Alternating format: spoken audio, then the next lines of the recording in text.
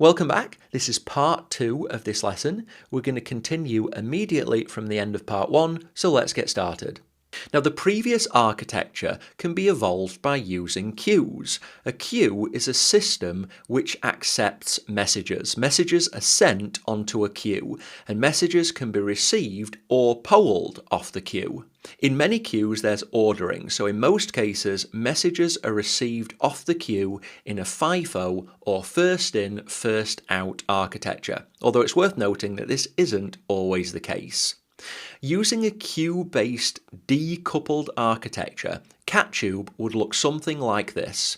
Bob would upload his newest video of Whiskers laying on the beach to the upload component, and once the upload is complete, instead of passing this directly onto the processing tier, it does something slightly different. It stores the master 4K video inside an S3 bucket.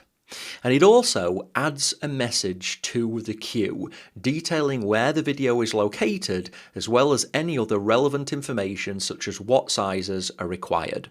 This message, because it's the first message in the queue, is architecturally at the front of the queue. At this point, the upload tier, because it's uploaded the master video to S3 and added a message to the queue, it's finished this particular transaction. It doesn't talk directly to the processing tier, and it doesn't know or care if it's actually functioning. The key thing is that the upload tier doesn't expect an immediate answer from the processing tier. The queue has decoupled the upload and processing components. It's moved from a synchronous style of communication, where the upload tier expects and needs an immediate answer, and it needs to wait for that answer. Instead, it uses asynchronous or async communications, where the upload tier sends the message, and it can either wait in the background or just continue doing other things while the processing tier does its job. Now, while this process is going on, the upload component is probably getting additional videos being uploaded, and they're added to the queue along with the Whiskers video processing job.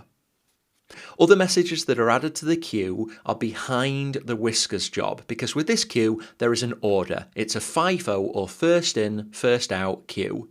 Now, at the other side of the queue we have an auto scaling group which has been configured. It has a minimum size of 0, a desired size of 0, and a maximum size of 1337. So currently it has no instances provisioned. But it has auto-scaling policies which provision or terminate instances based on what's called the queue length, and the queue length is just the number of items in the queue. Because there are messages on the queue added by the upload tier, the auto-scaling group detects this, and so the desired capacity is increased from 0 to 2.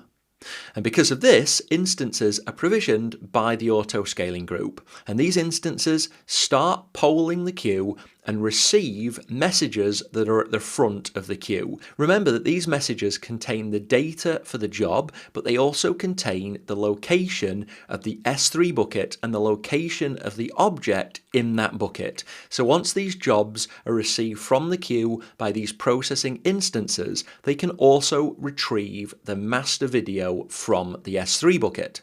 Now, these jobs are processed by the instances and then they're deleted from the queue, and this leaves only one job in the queue. At this point, maybe the auto-scaling group decides to scale back because of the shorter queue length, so it reduces the desired capacity from 2 to 1, and this process terminates one of the processing instances. The instance that remains polls the queue and receives the one final message. It completes processing of that message, so it performs the transcoding on the videos, and it leaves 0 messages in the queue. The auto-scaling group realizes this, it scales back the desired capacity from 1 to 0, and that results in the termination of the last processing EC2 instance. Using a queue architecture, so placing a queue in between two application tiers, decouples those tiers. One tier adds jobs to the queue and doesn't care about the health or the state of the other, and another tier can read jobs from that queue and it doesn't care how they got there. This is unlike the example on the previous screen where application load balancers were used between tiers. While this did allow for high availability and scaling, the upload tier in the previous example still synchronously communicated with one instance of the processing tier. This way, using the queue architecture, no communication happens directly. The components are decoupled, the components can scale independently and freely, and in this case, the processing tier, which uses a worker fleet architecture, it can scale anywhere from 0 to a near infinite number of instances based only on the length of the queue, so the number of messages in the queue. Now, this is a really powerful architecture because of the asynchronous communications that it uses, and it's an architecture that's commonly used in applications such as CatTube, where customers upload things for processing, and you want to ensure that you've got a worker fleet behind the scenes that can scale to perform that processing. Now, you might be asking why this matters, at least in the topic of event-driven architectures, and I'm getting there, I promise. If you continue breaking down a monolithic application into smaller and smaller pieces, you'll end up at a microservice architecture, which is a collection of, as the name suggests, microservices. And microservices do individual things very well. In this example, we have the upload microservice, the processing microservice, and the store and manage microservice. A full application such as CatTube might have hundreds or even thousands of these microservices. They might be different services, or there might just be lots of copies of the same service, such as this example, which is lucky because it's far easier to diagram. The upload service is a producer. The processing node is a consumer, and the data store and manage microservice performs both. Now, logically, producers produce data or they produce messages. Consumers, as the name suggests, consume data or messages, and then you've got microservices that can do both things. Now, the things that services produce and consume architecturally are events. Queues can be used to communicate events, as we saw with the previous example, but larger microservices architectures can get complex pretty quickly, with services needing to exchange data between partner microservices. If we do this with a queue architecture, then logically we're going to have a lot of queues. It works, but it can be complicated. Keep in mind, a microservice is just a tiny, self-sufficient application. It has its own logic, its own store of data, and its own input-output components. Now, if you hear the term event-driven architecture, I don't want you to be too apprehensive. Event-driven architectures are just a collection of event producers, which might be components of your application which directly interact with customers, or they might be parts of your infrastructure such as EC2, or they might be systems monitoring components. They're bits of software which generate or produce events in reaction to something. If a customer clicks submit, that might be an event. If an error occurs when packing a customer order, or an error occurs during the upload of the Whiskers holiday video, that's an event. Producers are things which produce events, and the inverse of this are consumers. Pieces of software which are ready and waiting for events to occur. If they see an event which they care about, they will do something with that event. They will take an action. It might be displaying something for a customer, it might be to dispatch a human to resolve an order packing issue, or it might be to retry an upload. Components or services within an application can be both producers and consumers. Sometimes a component might generate an event, for example a failed upload, and then consume events to force a retry of that upload. Now, the key thing to understand about event-driven architectures is that neither the producers or the consumers are sat around waiting for things to occur. They're not constantly consuming resources. They're not running at 100% CPU load waiting for things to happen. With producers, events are generated when something happens, when a button is clicked, when an upload works, or when it doesn't work. These producers produce events. Consumers are not waiting around for those events. They have those events delivered, and when they receive an event, they take an action and then they stop. They're not constantly consuming resources. Now, applications would be really complex if every software component or service needed to be aware of every other component. If every application component required a queue between it and every other component to put events into and access them from, it would be a really complex application architecture.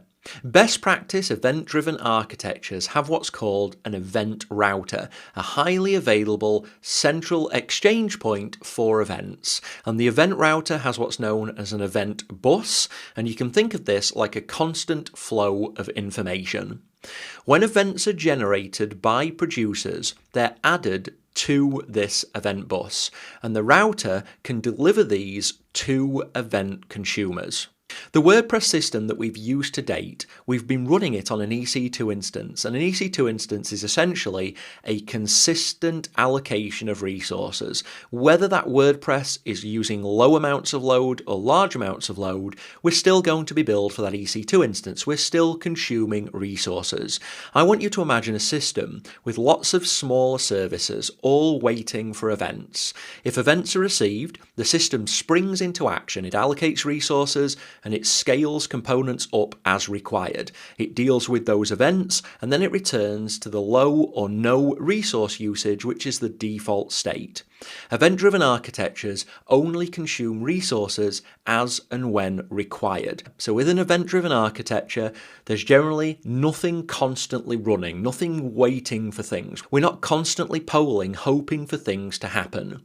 We have producers which generate events when something happens. So if you're browsing the Amazon.com website and you click on order, that generates an event and actions are taken based on that event. But the Amazon.com website is not constantly checking your browser each and every second to check if you've clicked submit on that order.